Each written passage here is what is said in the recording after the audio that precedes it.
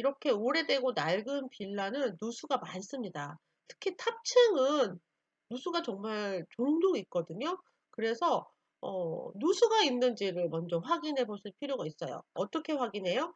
본인한테 확인을 못하면 인근의 주민들, 중개사분들이 아마 누수 여부를 알고 있을 거예요. 가능하다면 옥상에 올라가셔서 지붕을 좀 보실 수 있으면 더 좋고요.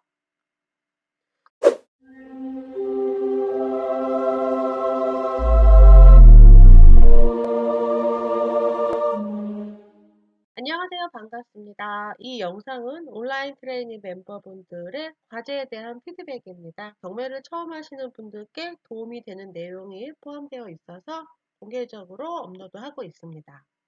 첫 번째 물건은 이태원 클라스님 물건이에요. 2019 타경 29633 반석동에 있는 빌라고요. 3층이네요. 좀 낡았네요, 빌라가. 감정가 6,800만 원에서 2회 유찰이 됐고요. 3,332만 원에서 낙찰이 됐군요. 두 명이 들어와서 3,680만 원에 54%로 낙찰됐습니다. 굉장히 저렴하죠? 그런데 물건이 좀 낡은 물건이에요. 95년식이고요. 4층 중에 3층이니까 탑층은 아니네요. 이렇게 낡은 빌라 같은 경우에는 물건의 상태가 매우 중요해요. 혹시라도 누수가 있는지 꼼꼼히 확인하셔야 됩니다. 권리 분석해 볼게요. 근저당이 있고요. 밑으로 소멸입니다. 이 집에는 임차인이 있어요. 그런데 임차인이 두 명이 있네요. 현황 조사 보고서상의 임차인 장땡땡은 이땡땡의 아들입니다. 가족이군요. 그래서 전입일자, 확정일자, 배당일자 다 있는 이땡땡님 물건으로 보시면 될 것 같아요. 자, 말소기준 권리가 2017년 12월 21일인데 전입자는 2018년 1월 29일 전입을 했군요. 대항력이 없는 후순위 임차인입니다. 확정일자 받았고 배당 요구했어요. 그래서 우선 변제권 가졌고요. 또 보증금이 2,400만 원이네요. 보증금이 소액일 경우에는 최우선 변제권도 가질 수가 있죠. 2017년 12월 21일 날짜 기준으로 주택일 경우에 8천만 원 이하이면 2,700만 원까지 최우선에서 변제받습니다. 이땡땡님은 최우선 변제권을 가진 소액임차인으로 배당을 받을 거예요. 미배당금이 뜨네요. 소액임차인으로 다 전액 배당 받는다고 했지만 소액임차인이라도 전체 낙찰 금액의 50%까지만 받을 수 있거든요. 그러니까 낙찰 금액이 얼마예요? 3,600만 원, 그리고 1,800만 원. 낙찰가의 절반, 1,800만 원만 우선해서 배당을 받을 거고요. 나머지는 근저당권자가 배당을 받게 되겠습니다. 하지만 이 임차인은 대항력이 없는 후순위 임차인이기 때문에 못 받은 500만 원은 소멸이에요. 자, 지금 시세 차익 목적으로 이 물건을 선택을 하셨는데 이 물건을 과연 살 사람들이 어떤 사람들이 있는지 확인해 보실 필요가 있어요. 이렇게 오래되고 낡은 물건은 과연 누가 살까?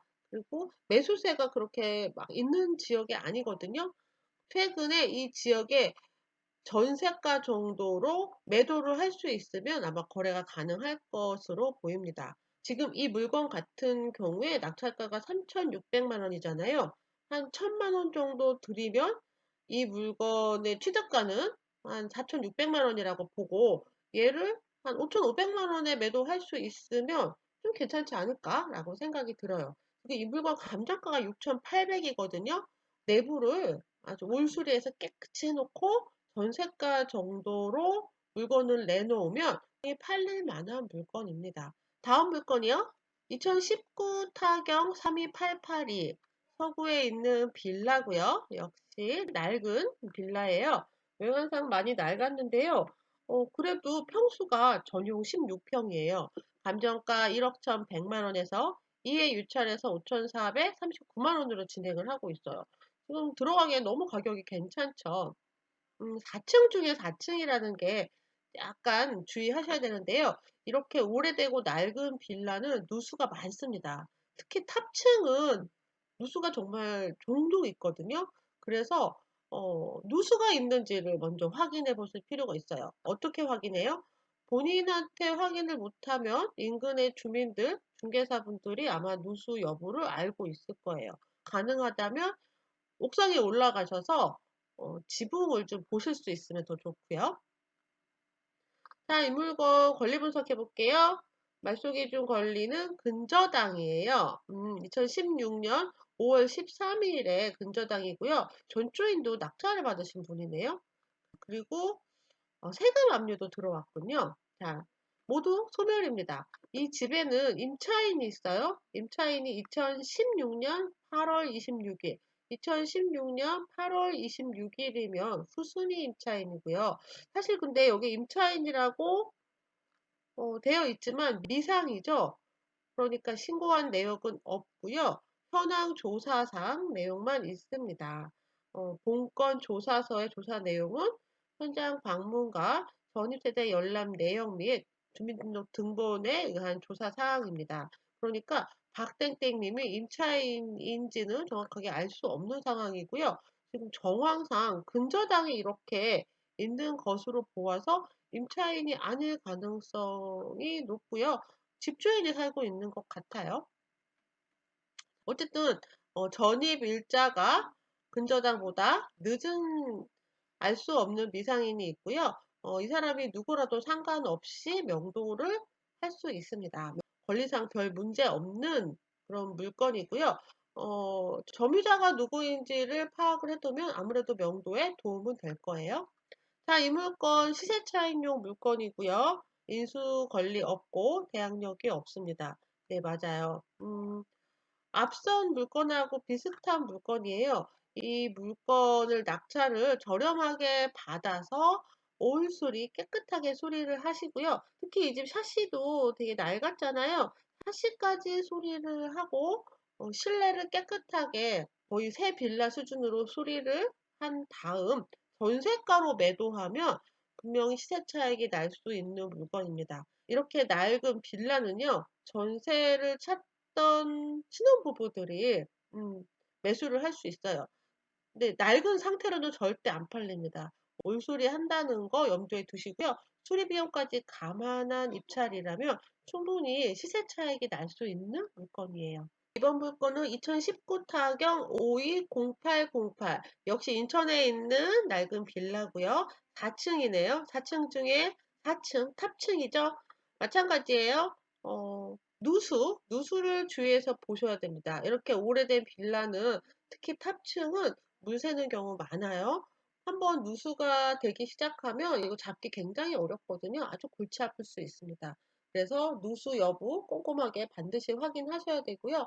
감정가도 저렴하고 결국 낙찰이 되었는데 낙찰가도 굉장히 저렴하죠. 2,780만 원에 낙찰이 되었습니다. 이 물건 96년식이에요. 오래된 빌라니까 물건의 상태가 매우 중요하겠죠. 근저당이 있고요. 근저당 밑으로 소멸입니다. 이 집에 임차인이 있어요. 임차인은 2018년 9월 11일에 전입을 했기 때문에 말소기준 권리보다 늦게 전입을 했고요. 대항력이 없는 후순위 임차인입니다. 전입일자, 확정일자, 배당 요구 모두 했기 때문에 우선 변제권 가졌어요. 보증금이 1,800만 원이네요. 때문에 이 임차인은 최우선 변제권도 가졌습니다. 하지만 전액을 배당받지 못하게 됐어요. 왜요? 낙찰가가 2,700만 원이잖아요. 2,700만 원의 절반, 약 1,400만 원만 배당을 받게 되고 나머지 400만 원은 미배당으로 소멸하게 됩니다. 이렇게 최우선 변제권을 가진 소액 임차인이더라도 전액 배당받지 못할 수 있어요. 낙찰가의 절반까지 최우선 변제권으로 배당이 되기 때문이죠. 1,800만 원의 보증금으로 있는 물건인데요. 현재 임대가가 얼마인지 중요하겠네요. 올수리하고 현재 전세가로 매도를 하면서 시세 차익을 낼 수 있는 물건입니다. 질문 사항이요. 1번 근저당이 말소된 이유가 무엇일까요? 채무자가 돈을 모두 갚아서일까요? 그렇죠. 아마도 임차인을 받았을 거예요. 전세 입자를 받으면서 근저당을 상환해야 되잖아요. 그리고 2017 년도에 다시 대출을 일으키게 됐네요. 또 다른 질문 사항이요. 인천시 중구 율목동 이사구 다시 구 외 두 필지. 이 두 필지가 무슨 뜻일까요? 이 빌라가 있는 토지가 필지가 여러 개로 이루어져 있다는 거예요. 집합 건물 같은 경우에는 번지 하나에 건물 하나가 올라가지 않을 경우가 많이 있잖아요. 자, 여기 빌라가 앉아 있는 이 땅에 율목동 249-26, 율목동 249-36이 그렇게 여러 개의 필지 위에 이 건물이 올라 앉아 있다라는 뜻입니다. 집합 건물에서 흔히 볼 수 있는 거고요. 아무 상관없습니다. 아주 일반적인 내용이에요. 무주택자가 최초 낙찰 시에 양도세를 최소화할 수 있는 방법은 무엇인가요? 양도세를 비과세 받으시려면 집 하나만 가지고 계시면 됩니다. 집 하나만 가지고 있는 1주택자가 2년 이상 보유하고 양도를 할 경우에는 비과세입니다. 양도세를 안 낼 수 있는 아주 유일한 방법이죠. 집이 두 채 이상 되면서부터 이 비과세 요건은 사라지고 구간별 과세가 되고요. 지금은 중과세까지 가고 있죠. 집 하나만 가지고 있느냐 아니면은 집을 두 채 이상 가지고 있느냐에 따라서 양도세가 달라집니다. 지금 세금에 대한 내용들이 굉장히 복잡해지고 있어요. 경매를 하면서 세금을 모르면 할 수 없는 시기가 되고 있습니다. 언제 한번 세금 얘기 한번 자세하게 다뤄볼게요.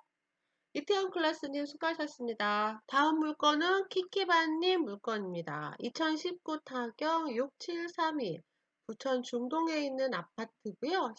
감정가 5억 2,100만 원에서 1회 유찰에서 최저가 70%인 3억 6,400만 원으로 진행을 하고 있습니다. 10층이네요. 16층 중에 10층이니까 로얄층이고요. 말소기준 걸리는 근저당입니다. 근저당 은행이고 밑으로 모두 소멸이네요. 이 집에는 임차 내역이 없습니다. 집주인이 살고 있는 집이죠. 전용 40평이에요. 전용 40평 134제곱. 자, 이 물건 그린타운 금호 아파트인데요. 최근에 거래가가 5억 6천에서 5억 5천 정도로 거래가 됐거든요. 살짝 신권이 살짝 애매하긴 했는데 나쁘지 않았는데요. 네, 나쁘지 않았어요. 아마도 감정가에 가까운 낙찰가가 가능할 수도 있을 것 같고요. 많은 분들이 입찰에 참여하실 것으로 보입니다. 자, 질문사항이요. 1회 입찰된 물건입니다. 시세에 비해서 감정가가 낮지 않아서 유찰된 것 같은데요. 매매가가 급등하는 지역은 아니지만 지하철역이 걸어서 15분 내에 있고 주변에 학교가 많고 상가 지역도 가까워서 주거하기 좋을 것 같아요. 임차 내역이 없어서 깔끔한 물건인 것 같습니다. 네, 물건 깔끔하고요. 낙찰가가 다소 좀 높게 나오지 않을까. 뭐 어쨌든 전용 면적이 40평이에요. 조금 사이즈가 기준 사이즈보다 좀 큰 사이즈지만 로얄층 10층이고 남형이고 여러 가지 상황이 꽤 괜찮은 물건이거든요. 얼마에 낙찰되는지 한번 지켜보도록 할게요. 자, 다음 물건은 2019 타경 8604 동작구 사당동에 있는 극동 아파트예요.